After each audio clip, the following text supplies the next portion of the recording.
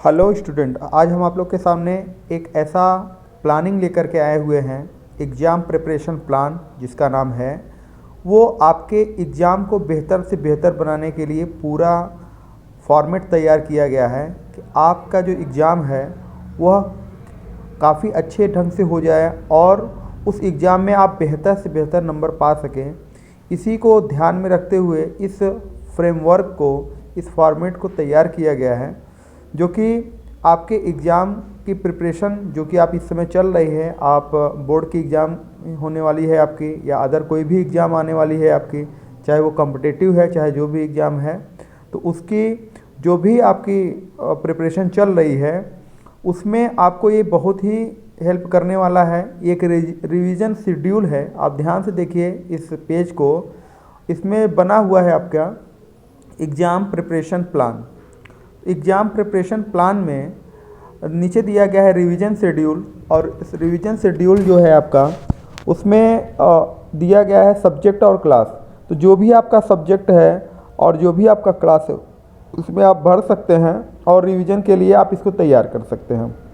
तो देखिए यहाँ पर आप स्टार्ट करते हैं इसको बताना कि आप कैसे इसको फिल करेंगे और किस तरीके से इसका बेहतर से बेहतर फ़ायदा उठा करके आप अपने एग्ज़ाम को बहुत ही अच्छा जो है अपने एग्ज़ाम में बेहतर से बेहतर स्कोर आप हासिल कर सकते हैं। तो चलिए स्टार्ट करते हैं।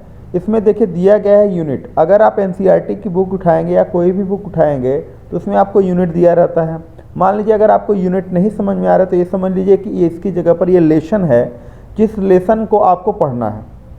तो लेसन मान लीजिए कोई भी क्लास 10th की ही बात करिए तो क्लास 10th में साइंस में पहला लेसन जो है रासायनिक अभिक्रियाएं एवं समीकरण, ये दिया गया है। दूसरा लेसन अम्ल क्षार एवं लवण। तीसरा लेसन दिया गया है धातु अधातु। इस तरीके से लेसन दिए गए हैं। इसी तरीके से आपके भी जो एग्ज़ाम होंगे उनमें भी दिए गए होंगे।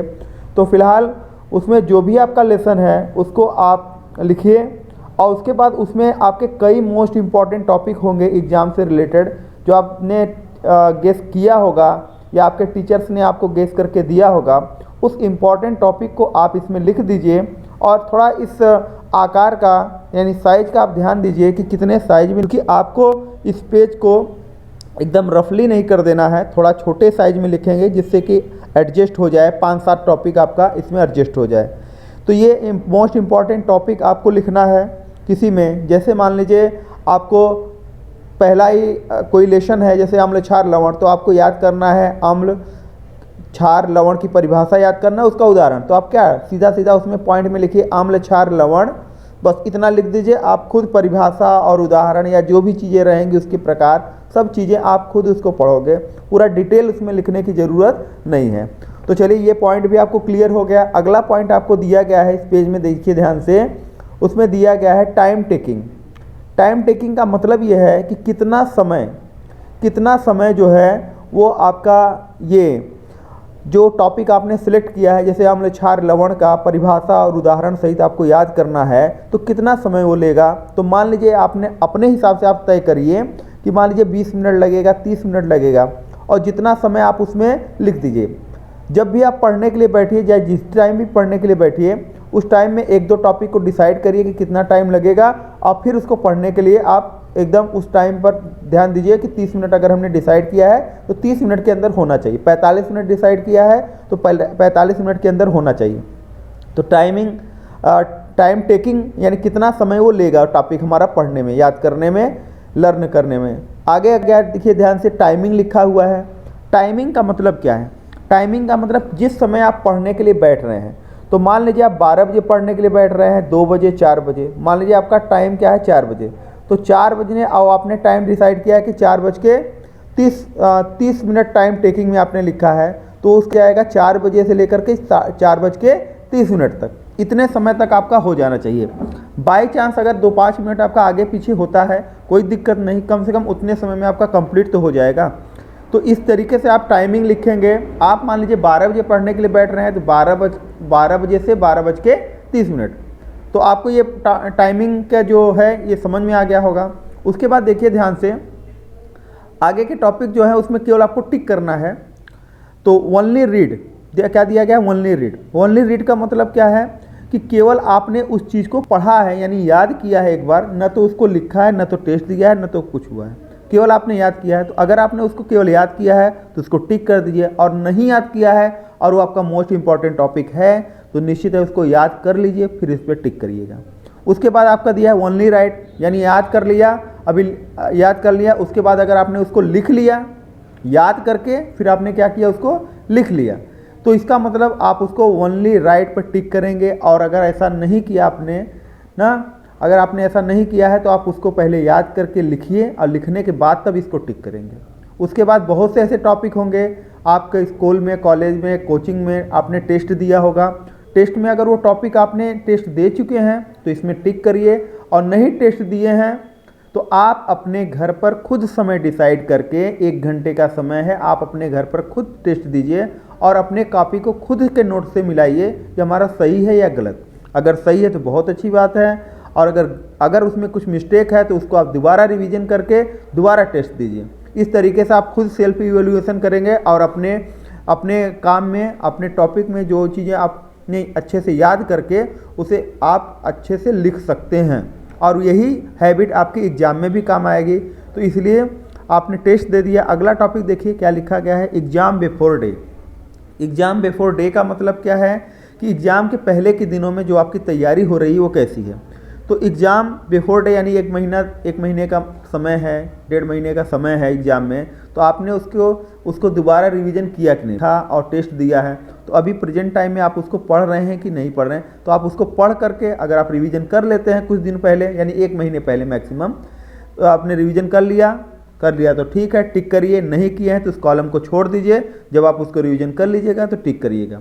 उसके बाद आपका एग्ज़ाम डे की बात आती है। एग्ज़ाम डे का मतलब है ऐसा नहीं कि सेम उसी एग्ज़ाम के दिन की ही बात की जाए, बल्कि हम ये मानेंगे कि एग्ज़ाम के 24 घंटे पहले की प्रोसेस है। तो एग्ज़ाम के अगर 24 घंटे पहले, कल अगर एग्ज़ाम आपका 10 बजे है तो आज 10 बजे से उसका समय स्टार्ट हो जाता है। कल अगर 7 बजे है तो आज सुबह 7 बजे से उसका समय स्टार्ट हो जाता है। अब उस बीच में आपको करना क्या है और क्या नहीं करना है, ये आप बड़ी महत्वपूर्ण चीज़ है। देखिए, आपको वो टॉपिक तैयार करना है जो टॉपिक आपने बार बार पढ़ा है, टेस्ट दिया है, रिवीजन किया है, उन टॉपिक को आपको पढ़ना है। जिस टॉपिक को आपने कभी नहीं पढ़ा है उसको एग्ज़ाम डे वाले समय यानी एग्ज़ाम के 24 घंटे पहले आपको नहीं पढ़ना है, क्योंकि वो अगर आप उसको पढ़ने में समय व्यतीत करेंगे तो जो आपने पढ़ चुके हैं उसका रिवीजन नहीं हो पाएगा, उसको आप लिख नहीं पाएंगे, प्लस ये अभी आपको याद नहीं है, ये आपकी पूरी एनर्जी, पूरी टाइम लेकर के चला जाएगा। इसलिए कभी ऐसी गलती मत करिए, जो टॉपिक आपने नहीं पढ़ा है उसको मत पढ़िए, और जो पढ़े हैं उसी को बार बार रिवीजन करके आइए। आगे देखिए, लास्ट में हमने एक कॉलम और बनाया है रिमार्क का। देखिए, कुछ ऐसी चीज़ें होती है वो एकदम एग्ज़ाम के 2-4-5 घंटे पहले की बात हम बता रहे हैं। रिमार्क की कंडीशन ये है कि रिमार्क में मान लीजिए कुछ ऐसे क्वेश्चन होते होंगे जब आप पढ़ते हुए आपको लगता होगा कि ये तो 100% तैयार है हमारा।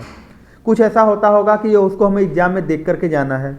कुछ ऐसे रिएक्शन, कुछ ऐसे फार्मूले होते हैं, कुछ ऐसे डायग्राम होते होंगे जिसको आपको लगता होगा कि इस फार्मूले को हम देख करके चले जाएंगे, उसको हम लिख लेंगे, इस चित्र को देख करके चले जाएंगे, हम लिख लेंगे। तो अगर ऐसा है तो आप उस चीज़ को टिक कर दीजिए जो आप एग्ज़ाम के 4 घंटे पहले यानी 4 घंटे पहले के प्रोसेस को हम बता रहे हैं रिमार्क में, उसमें आप टिक कर दीजिए। कुछ पॉइंट होंगे आपके 10-20 पॉइंट होंगे पूरे क्या कहते हैं पेपर से।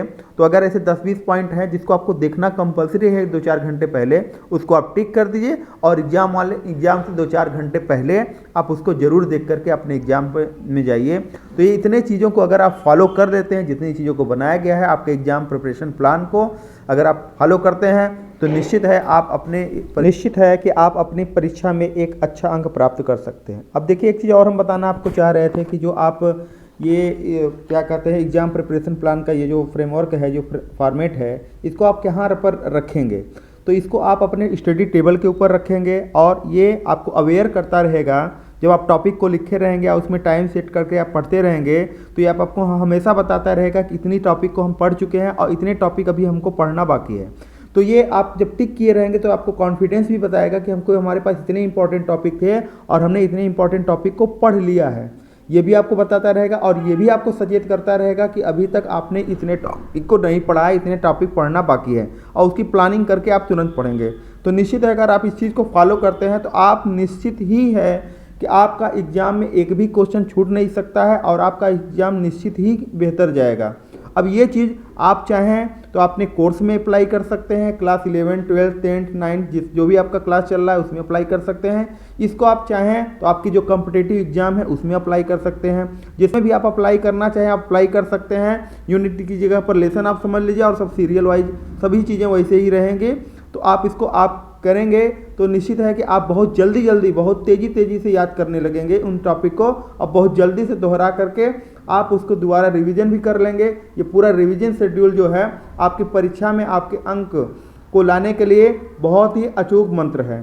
तो इसी के साथ अब इस वीडियो को हम समाप्त करते हैं और आपकी परीक्षा के लिए शुभकामनाओं के साथ इस वीडियो को रोकते हैं। थैंक यू, जय हिंद।